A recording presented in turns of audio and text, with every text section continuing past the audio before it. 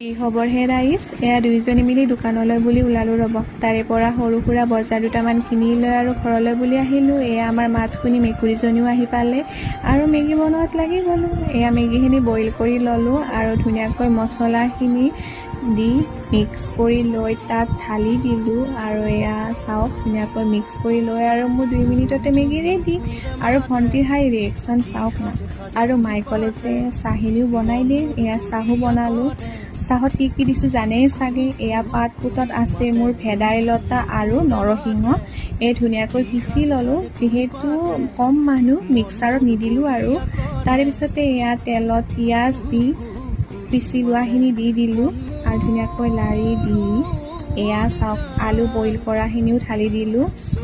ইয়াত মই নিমখ হালধি জিৰা ধনিয়া মছলাখিনি দি তাত মাছখিনি ধুনীয়াকৈ এড কৰি দিছোঁ আৰু ৰংটো কি ধুনীয়াকৈ আহিছে চাওকচোন।